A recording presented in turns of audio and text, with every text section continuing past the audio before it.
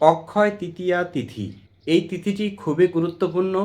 এই দিনে শুধু স্বর্ণ বৃদ্ধি করার জন্য নয়, এই দিনটি খুবই মহিমান্বিত একটি দিন। এই দিনে আপনি যা কিছু করবেন, সেটা ভালো হোক বা খারাপ হোক, সব কিছুই অক্ষয় হয়ে থাকবে। মানে আপনি ভালো কর্ম করুন বা খারাপ কর্ম করুন, সেই কর্মের ফল অক্ষয় হয়ে থাকবে। তো এই দিনটি কখন পালিত হবে?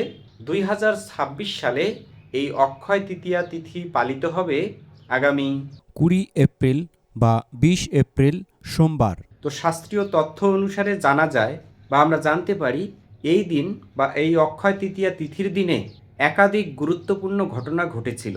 তো আজকে আপনাদের সামনে তুলে ধরব এই অক্ষয় তৃতীয়ার দিনে আমাদের কি করা উচিত, কি করা উচিত নয়, এই অক্ষয় তৃতীয়া কেন এত মহিমান্বিত, এই সমস্ত বিষয় আপনাদের সামনে তুলে ধরব। তো আপনারা মনোযোগ সহকারে এই ভিডিওটি প্রথম থেকে শুরু করে শেষ পর্যন্ত দেখতে থাকুন। নম্বর 1, জগন্নাথপুরীতে জগন্নাথ দেবের জন্য বিশ্ববিখ্যাত রথ নির্মাণ কার্য শুরু হয় এই তিথিতে।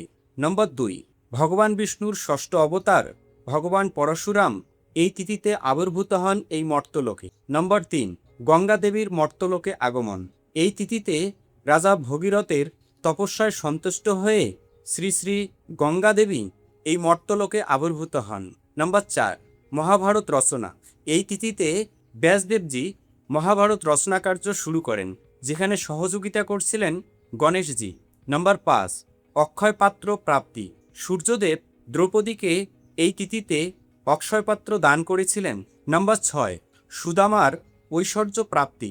ভক্তশ্রেষ্ঠ সুদামা অত্যন্ত দরিদ্র ছিল, কিন্তু তিনি যখন ভগবানের জন্য সামান্যমাত্র খুদ নিয়ে গিয়েছিলেন, আর ভগবান সেটা গ্রহণ করে সন্তুষ্ট হয়ে সুদামাকে তার দারিদ্রতা থেকে মুক্ত করে তাকে ঐশ্বর্য প্রদান করেন। নাম্বার 7, কুবেরের ধনাধিপতি পদ। স্বর্গের কোষাধ্যক্ষ ধনাধিপতি কুবের ভগবান শিবের তপস্যা করে তাকে সন্তুষ্ট করে এই তিথিতে স্বর্গের কোষাধ্যক্ষ পদ লাভ করেন। নাম্বার 8, বদ্রীনাথ ধামের দ্বার উদ্ঘাটন।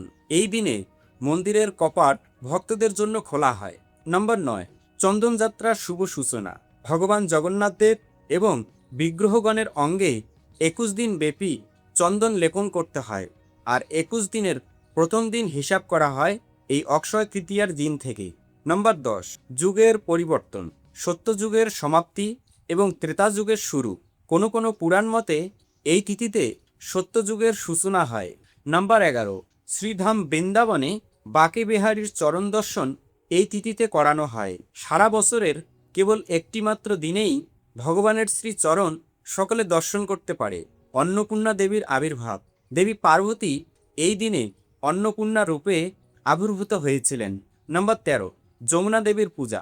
গঙ্গার মতো যমুনা নদীর মাহাত্ম্য এই দিন বিশেষভাবে উদযাপিত হয়। নম্বর 14, হায়গ্রীব অবতারের প্রণয়ন। ভগবান বিষ্ণুর হায়গ্রীব রূপের লীলা এই দিনে সুসম্পন্ন হয়েছিল। নম্বর 15, পিতৃপুরুষের অক্ষয় প্রাপ্তি। এই দিনে তর্পণ করলে পিতৃপুরুষেরা অক্ষয় পুণ্য লাভ করে। নাম্বার 16, কামধেনু পূজা। সুরভি বা কামধেনু গাভীকে এই দিনে পূজা করা অত্যন্ত শুভ বলে মনে করা হয়। নাম্বার 17, বদ্রীনারায়ণ বিগ্রহের উদ্ধার। আদি শঙ্করাচার্য এই তিথিতে অলকানন্দা নদী থেকে এই বিগ্রহ উদ্ধার করেন। নাম্বার 18, চারধাম যাত্রার সূচনা। বদ্রীনাথ, কেদারনাথ, গঙ্গোত্রী ও যমুনোত্রী যাত্রা এই দিন শুরু হয়। কনকধারা স্তোত্র, স্বর্ণবৃষ্টি। আদি শঙ্করাচার্যের স্তবে সন্তুষ্ট হয়ে লক্ষ্মী দেবী দরিদ্রের ঘরে স্বর্ণ আমলকি বৃষ্টি করেন। নাম্বার 20, অষ্টলক্ষ্মীর পূজা। গৃহের সমৃদ্ধির জন্য অষ্টলক্ষ্মীর পূজা এই তিথিতে শুরু হয়। নাম্বার 21, বলভদ্র দেবের হাল পূজা। পুরীতে বলভদ্র দেবের চাষবাস ও হালের পূজা এই দিন করা হয়। নম্বর 22, ব্রহ্মা কর্তৃক সৃষ্টির কার্য শুরু। অনেক পুরাণে বলা হয়েছে সৃষ্টির সূচনাকালে ব্রহ্মা এই দিন থেকেই কাজ শুরু করেছিলেন। নম্বর 23, শিব ও পার্বতীর বিবাহ তত্ত্ব। কোনো কোনো পুরাণ মতে এই তিথিতে পার্বতী দেবী মহাদেবকে পতিরূপে পাওয়ার জন্য সংকল্প পূর্ণ করেছিলেন। নম্বর 24, তৃষ্ণার্তকে সেবা। এই দিন পানীয় জল বা ঘোল দান করলে ব্রহ্মলোক প্রাপ্তি হয়। নম্বর 25, অকাল মৃত্যু রোধ। এই দিন ধর্মরাজের উদ্দেশ্যে বিশেষ দান করলে অকাল মৃত্যু ভয় দূর হয়। নম্বর ২৬, নতুন শস্যদান, নতুন ফসল বা জব এই দিন দেবতাকে উৎসর্গ করা হয়। নম্বর ২৭, সুখ ও সমৃদ্ধির ব্রত, এই দিন মহিলারা স্বামীর দীর্ঘায়ু কামনায় অক্ষয় ব্রত পালন করেন। নম্বর ২৮, ভগবান বিষ্ণুর চরণে চন্দন সেবা, ভক্তিরসমৃত সিন্ধু অনুসারে এই দিন ভগবান বিষ্ণুর চরণে চন্দন লেপন সর্বোত্তম সেবা।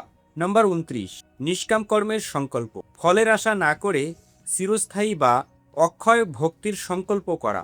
কেউ যদি এই তিথিতে সেই সংকল্প করে, সেই সংকল্প অক্ষয় হয়ে থাকে। নম্বর ৩০, শুদ্ধ ভক্তি ও দীক্ষা, আধ্যাত্মিক দীক্ষা বা গুরু গ্রহণের জন্য এই দিনটি সর্বোত্তম দিন এবং শ্রেষ্ঠ সময়।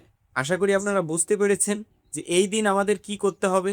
মানে আপনি যা মঙ্গলময় কার্য করবেন তা অক্ষয় হয়ে থাকবে। সব কিছু তো আর ভিডিওতে বলা হয় না বা ভিডিওতে বলা যায় না, তাই আপনারা চেষ্টা করবেন যতটুকু সম্ভব ভালো কর্ম করার।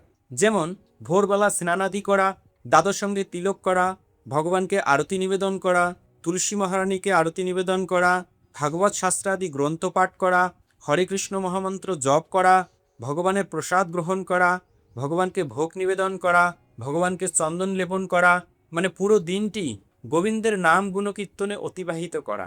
এভাবে আমরা অক্ষয় তৃতীয়ার পূর্ণ ফল লাভ করতে পারি। তাই আপনারা সকলে এই দিনটি খুব ভালোভাবে উদযাপন করুন। এই আশাবাদ ব্যক্ত করে আজকের ভিডিও এখানেই সমাপ্ত করব। ভিডিওটি সনাতনী বন্ধুদের কাছে শেয়ার করুন যেন তারাও এই বিষয়টি সম্পর্কে জানতে পারে। ভিডিওতে লাইক দিন আর এরকম নতুন নতুন ভিডিও সবার আগে পেতে এই বঙ্কুবিহারী টিভি চ্যানেলটি সাবস্ক্রাইব করুন এবং সাবস্ক্রাইবের পাশে থাকা বেল আইকনে ক্লিক করে অল বাটন সিলেক্ট করে দিয়ে রাখুন, যার মাধ্যমে আমি যখনই কোনো নতুন ভিডিও আপলোড করব সেই ভিডিওর নোটিফিকেশন আপনার কাছে চলে যাবে। সকলে ভালো থাকুন, সুস্থ থাকুন। আবার দেখা হবে পরবর্তী ভিডিও নিয়ে। হরে কৃষ্ণ।